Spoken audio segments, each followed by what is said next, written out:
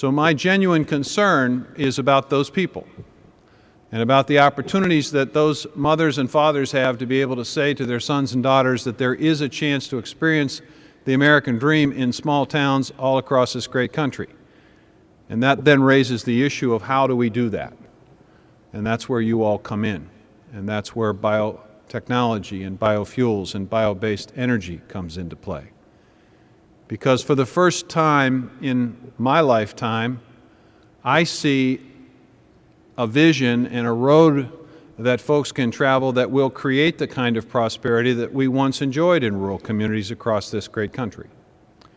And opportunities for people to contribute to their country, to contribute to their community, to have good paying jobs, to increase the bottom lines for farmers and ranchers and forested landowners, and return some prosperity to rural communities so that in turn we can take pressure off our population centers. And so it's important for USDA, as the champion of rural America, to have a clear understanding and appreciation for how we get from where we are today to where you all want us to be and where I want us to be. So the President instructed myself and Secretary Chu, the Department of Energy, the Administrator of our EPA, Lisa Jackson, and the Chair of our Council on Environmental Quality, Nancy Sutley, to come together to sort of formulate a roadmap, a vision for how we might be able to actually build a biofuels industry in this country. And initially what we decided to do was to make sure that we understood what each of our departments was best at doing, and we began to divide responsibilities. And the next step in the process was to go a little bit deeper into how we might be able to take this industry and really build it out. The reality is it is for the most part a regional industry, one that is located primarily in the Midwestern parts of our country. The demand for biofuels are increasing in other parts of the country, but the production capacity is primarily where the feedstock is. Congress has set a goal for us as a nation, 36 billion gallons of biofuel by the year 2022. It has established a threshold for how much will be corn-based and how much needs to be something other than corn.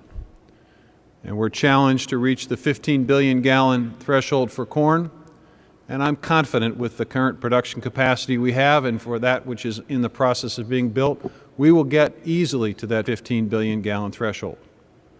The real challenge for us is how do we get the other 21 billion gallons. And there I think there is opportunity. And that's why we began work on establishing a roadmap for how we might be able to build the production, distribution, and demand for 21 billion additional gallons of biofuel. It's built on the premise that first and foremost for this industry to have the kind of political support it will need to sustain itself, it absolutely has to have opportunity being created in all parts of the country, not just one region. That led us to take a look at which parts of the country could promote what types of feedstocks and what could they do best. And we established that algae in one area, biomass, woody biomass in another area, and perennial grasses in some areas, and corn stover and other waste product from agricultural production in other areas, looking at possibilities of animal waste as well as municipal waste, all designed to create new opportunities.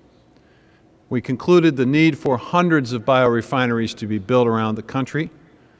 And unlike the oil industry where you can basically have a refinery that services multiple states because of the nature of the feedstocks involved, it'll be necessary to dot the countryside with these biorefineries. But candidly, that's where most of the emphasis has been.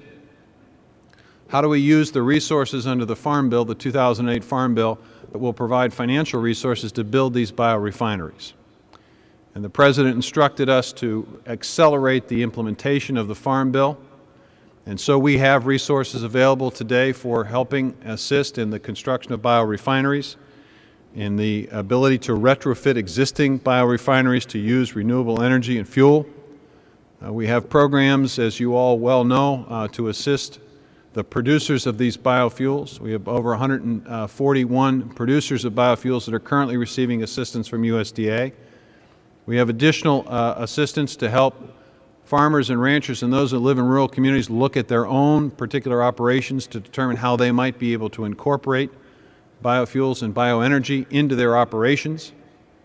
And we also have in place, and will have in place by this fall, opportunities to continue to help the producers of the feedstock defer the expense of the harvesting and storage and transport of these new feedstocks.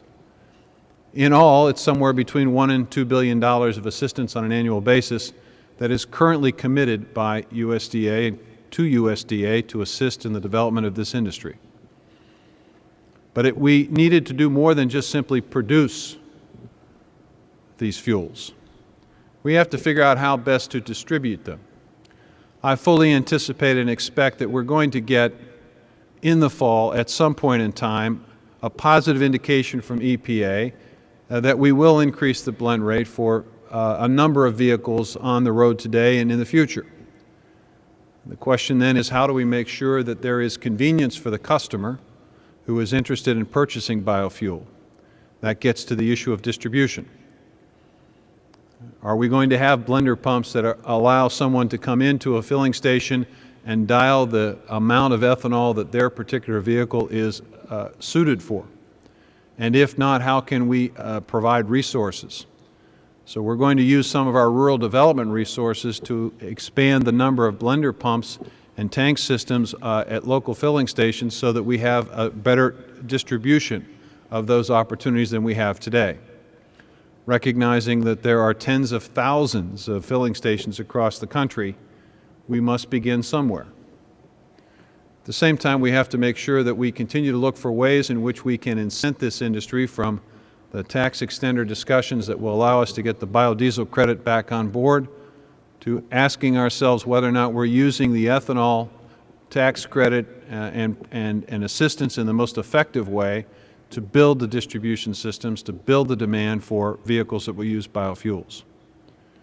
Now, why is all of this important to USDA, and how does it fit into my concern about rural America? Well, very simply, if we get to 36 billion gallons, and when we get to 36 billion gallons, it will mean $95 billion of capital investment in those rural communities. Someone has to build these biorefineries. Somebody has to build the parts that go into a biorefinery. Someone has to repair them and maintain them and run them. Someone has to ship and transport the product. Someone has to take the raw materials into the refinery. Someone has to help the producer create these new opportunities. Someone has to sell the seed, or plant the trees, or harvest the seeds, or harvest the trees. All designed to create economic activity, $95 billion of capital investment that's not taking place today in rural America. In addition to that, we know that with that investment there will be jobs.